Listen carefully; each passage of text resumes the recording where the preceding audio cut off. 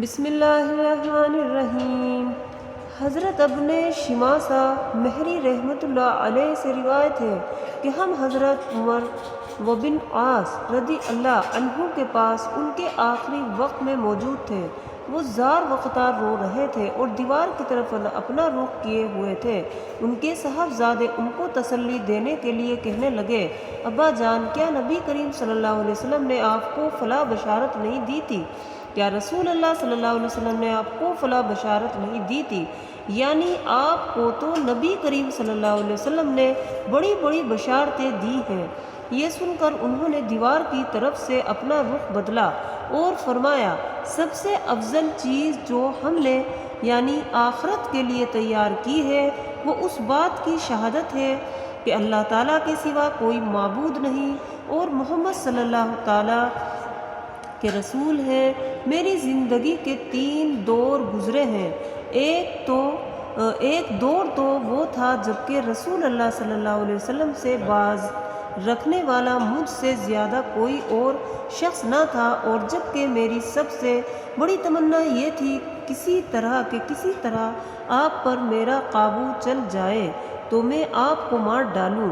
یہ تو میری زندگی کا سب سے بدتر دور تھا۔ اگر یعنی خدا نخواستہ میں اس حال پر مر جاتا تو یقیناً دوست ہی ہوتا۔ اس کے بعد جب اللہ تعالیٰ نے میرے دل میں اسلام کا حق ہونا ڈال دیا تو میں آپ کے پاس آیا اور میں نے عرض کیا، اپنا ہاتھ مبارک بڑھائیے تاکہ میں آپ سے بیعت کروں۔ آپ صلی اللہ علیہ وسلم نے اپنا ہاتھ مبارک بڑھا دیا۔ میں نے اپنا ہاتھ پیچھے کھینچ لیا۔ آپ نے فرمایا، عمر وہ یہ کیا؟ میں نے عرض کیا، میں کچھ شرط لگانا چاہتا ہوں۔ فرمایا، کیا شرط لگانا چاہتے ہو؟ میں نے کہا یہ کہ میرے سب گناہ معاف ہو جائیں۔ آپ صلی اللہ علیہ وسلم نے فرمایا، عمرو، کیا تمہیں خبر نہیں کہ اسلام تو کفر کی زندگی کے گناہوں کا تمام قصہ ہی پاک کر دیتا ہے، اور ہجرت کی بھی پچھلے تمام گناہ معاف کر دیتی ہے، اور حج بھی پچھلے سب گناہ ختم کر دیتا ہے۔ یہ دور وہ تھا جبکہ آپ سے زیادہ پیارا، آپ سے زیادہ بزرگ و برتر میری نظر میں کوئی اور نہ تھا۔ آپ کی عظمت کی وجہ سے میری یہ تاب نہ تھی کہ کبھی آپ کو نظر بھر کر دیکھ سکتا۔ اگر مجھ سے آپ کی صورت مبارک پوچھی جائے تو میں کچھ نہیں بتا سکتا، کیونکہ میں نے کبھی پوری طرح آپ کو دیکھا ہی نہیں۔